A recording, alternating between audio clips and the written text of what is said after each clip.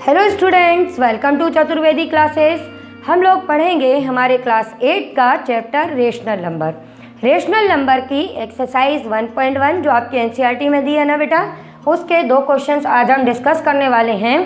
पहला क्वेश्चन है अपना क्वेश्चन नंबर 8 और नेक्स्ट है अपना क्वेश्चन नंबर 8 और 9 हम एक साथ इसलिए डिस्कस कर रहे हैं क्योंकि दोनों में सेम टाइप का क्वेश्चन पूछा गया है।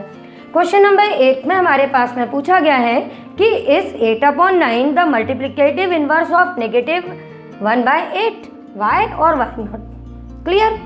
क्वेश्चन समझ में आ गया कि हमको ये बताना है कि 8/9 का मल्टीप्लिकेटिव इनवर्स -1:1/8 है या नहीं है, और अगर ऐसा है तो आपको अपना रीज़न देना है।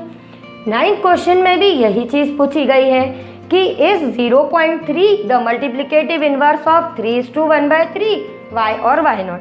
अब आप समझ गए, हम दोनों क्वेश्चन एक साथ इसलिए कर रहे हैं जिससे कि आपका कॉन्सेप्ट क्लियर हो जाए।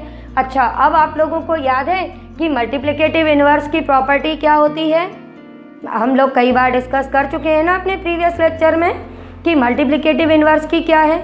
चलो, जिसको याद नहीं है वो फिर से सुन लो।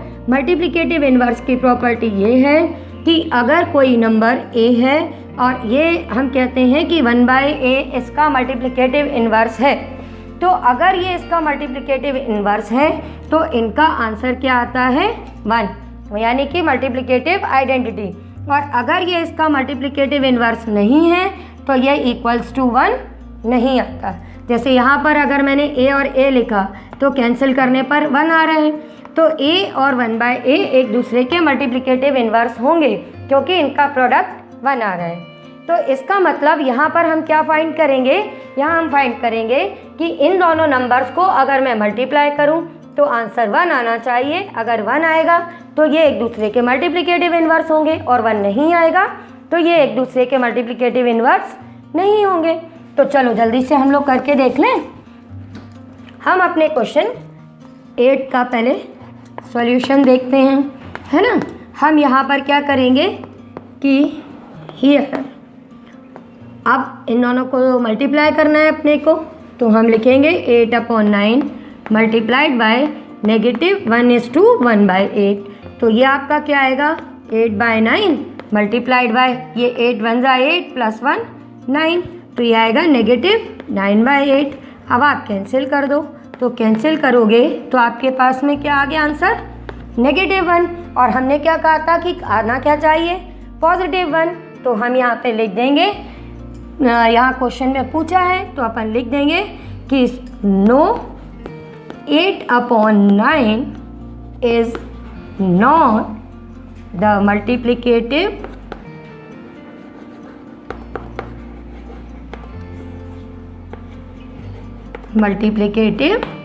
Inverse of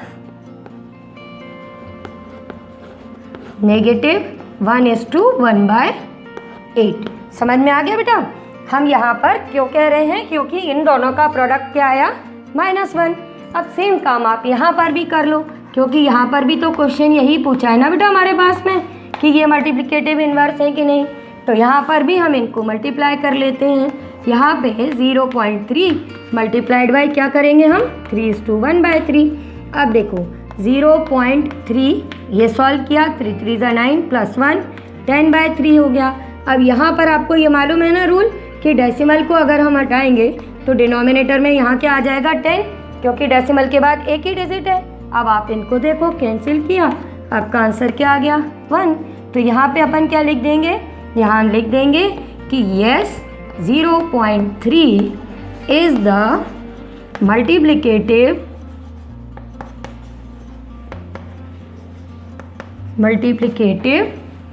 inverse